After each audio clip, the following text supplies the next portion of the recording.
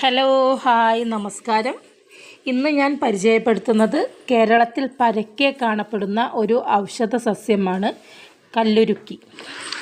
വീട്ടുമുറ്റത്തും പറമ്പിലും വയലിലും ഒക്കെയായി നിങ്ങൾ ഈ ഒരു സസ്യം ഒരുപാട് കണ്ടിട്ടുണ്ടാവും. പലർക്കും അറിയില്ലായിരിക്കും ഇതിൻ്റെ ഔഷധ ഗുണങ്ങൾ എന്താണെന്ന്. ഓരോ സ്ഥലങ്ങളിലും ഓരോ പേരിലാണ് മുറിക്കൂട്ടി അറിയപ്പെടുന്നത്. വയനാട്ടിൽ മുറിക്കൂട്ടി എന്ന പേരിലും അറിയപ്പെടുന്നു. മീനാങ്കണി, സന്യാസിപ്പച്ച, വൃഷഭക്ഷ എന്നീ പേരുകളിലും കല്ലുരുക്കി അറിയപ്പെടുന്നുണ്ട്. മൂത്രാശയ കല്ലിന് മാത്രമല്ല കല്ലുരുക്കി ഔഷധമായി ഉള്ളത്. കഫം, പിത്തം, പനി, മുറിവ്, ത്വക്ക് രോഗങ്ങൾ എന്നിവയ്ക്കും ഔഷധമായി കല്ലുരുക്കി ഉപയോഗിക്കാറുണ്ട്. കല്ലുരുക്കി കഴിക്കുന്നതിലൂടെ കല്ല് അലിഞ്ഞ് മൂത്രത്തിലൂടെ തന്നെ പുറന്തള്ളപ്പെടുകയാണ് ചെയ്യുന്നത്.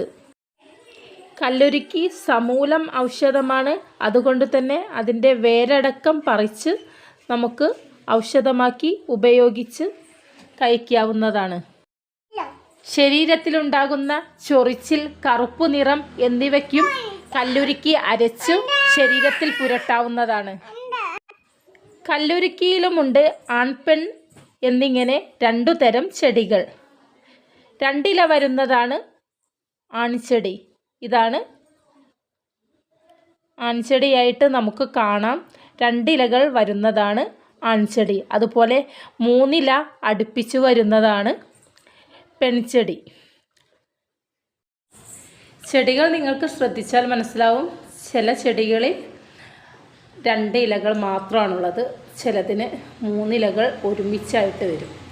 വെള്ള പൂവാണ് കേട്ടോ. ചെറിയ വെള്ള കുഞ്ഞു പൂവാണ് അതിനുള്ളത്. അതുപോലെ തന്നെ അതിൻ്റെ വിത്ത് മണിമണിയായി കിടക്കുന്നുണ്ട്. ഈ മണിമണിയായി കിടക്കുന്നത് അതിൻ്റെ മൊട്ടും അതുപോലെ തന്നെയാണ്. അത് മൂത്ത് ഈ ഒരു രീതിയിലാണ് നമുക്ക് വിത്ത് കിട്ടുന്നത്. ഇത് താഴെ വീണ് നമ്മുടെ മുറ്റത്തൊക്കെ ഇഷ്ടം പോലെ മുളച്ച് വരും. മുറ്റത്ത് മാത്രമല്ല പറമ്പിലും കല്ലുരുക്കി ഇഷ്ടം പോലെ ഉണ്ട്. എല്ലാവരും കൊത്തിക്കളയും, പറിച്ച് കളയും.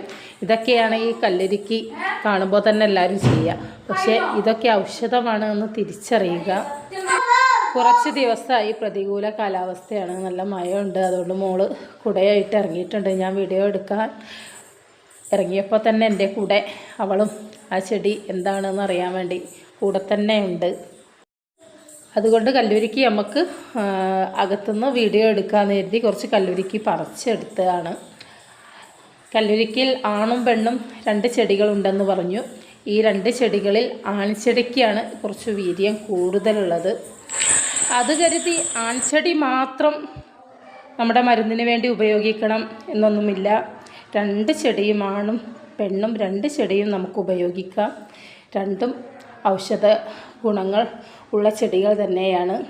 2ഉം കാണാനും ഒരുപോലെ തന്നെയാണ്.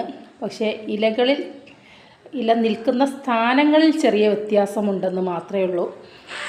ചർമ്മരോഗങ്ങൾക്കും ഉദര പ്രശ്നങ്ങൾക്കും കല്ലുരുക്കി നല്ലൊരു ഔഷധമാണ്. ഞാൻ മുമ്പ് പറഞ്ഞ പോലെ കല്ലുരുക്കിയിൽ ആൺപെൺ ചെടികളുണ്ട്. ആൺചെടികളെ നമുക്ക് തിരിച്ചറിയാം. ആൺചെടിയിൽ അപ്പുറവും ഇപ്പുറവുമായി 2 ഇലകളാണ് കാണപ്പെടുന്നത്. അതുപോലെ തന്നെ പെൺചെടി നമുക്ക് മനസ്സിലാക്കാനും എളുപ്പമാണ്. 3 ഇതളുകൾ കാണും, അപ്പുറവും ഇപ്പുറവും അതുപോലെ സൈഡിലും. അങ്ങനെ 3 ഇതളുകളാണ്, 3 ഇലകളാണ് നമ്മുടെ കല്ലുരുക്കിക്ക് പെൺചെടിക്കുള്ളത്. കല്ലുരുക്കി ആൺചെടിക്ക് 2 ഇലകളും ആണ് ഉള്ളത്. കല്ലുരുക്കിയുടെ ഒരു ഇല വായിലിട്ട് ചവച്ചാൽ ആദ്യം ഒരു കയ്പ്പ് അനുഭവപ്പെടുമെങ്കിലും പിന്നീട് അത് ചെറുമധുരമായി മാറും. ഇതുപോലെ നമ്മൾ ഇലകൾ വായിലിട്ട് ചവച്ചരച്ച് കഴിക്കുകയല്ല നമ്മൾ ഇത് ചെയ്യേണ്ടത്. നമ്മൾ എങ്ങനെയാണ് ഉപയോഗിക്കേണ്ടത് എന്ന് നോക്കാം. കല്ലുരുക്കി സമൂലം ഔഷധമാണ്. അതായത് വേര്, ഇല, തണ്ട്, കായ, പൂവ് ഇങ്ങനെ മൊത്തത്തിൽ ഔഷധമാണ്. അതുകൊണ്ട് നമ്മൾ ഇത് വേരോടെ പീത്തെടുത്ത് നന്നായി കഴുകിയെടുത്ത് നമ്മുടെ കയ്യിൽ പിടിക്കാവുന്ന ആ ഒരു രീതിയിൽ 2 പിടി എടുത്ത് അത് ചതച്ചെടുത്ത് നന്നായിട്ട് അതിൻ്റെ നീരെടുക്കുക. എന്നിട്ട് ഒരു 4 സ്പൂൺ നീര് ഇളം ചൂടുപാലിൽ കലക്കി രാവിലെ വെറും വയറ്റിൽ കഴിക്കുക. ഇനി കുറച്ചുകൂടി ഗുണം കൂടുതൽ കിട്ടുന്നത് നമുക്ക് ഇളനീർ വെള്ളത്തിൽ കഴിക്കുകയാണെങ്കിലാണ്. ഇളനീർ വെള്ളത്തിൽ കഴിക്കുകയാണെങ്കിൽ കൂടുതൽ ഗുണമുണ്ടാവും. ഒരു ഇളനീർ വെള്ളം എടുത്ത് അതിൽ 4 സ്പൂൺ കല്ലുരുക്കിയുടെ നീരും ചേർത്ത് രാവിലെ വെറും വയറ്റിൽ തന്നെ ഇത് കഴിക്കണം. പിന്നെ മറ്റൊരു രീതിയിലും കഴിക്കാം. ഇത് ഇളനീർ വെള്ളത്തിൽ കഴിക്കുകയാണെങ്കിൽ കൂടുതൽ ഗുണം കിട്ടും.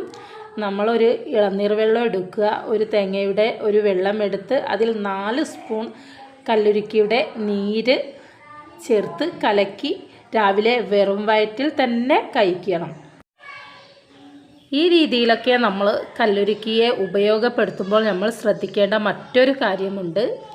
നമ്മൾ എരിവ്, പുളി ഇവയൊക്കെ കുറക്കണം. അതുപോലെ തന്നെ ഇറച്ചി, മാംസം ഇതൊക്കെ വർജിച്ചു കൊണ്ടായിരിക്കണം നമ്മൾ മരുന്ന് കഴിക്കേണ്ടത്. ഇങ്ങനെയുള്ള കാര്യങ്ങൾ കൂടി കൂടുതൽ ശ്രദ്ധിക്കുകയാണെങ്കിൽ നമ്മുടെ മരുന്നിന് പെട്ടെന്ന് തന്നെ ഫലം കാണുകയും ചെയ്യും.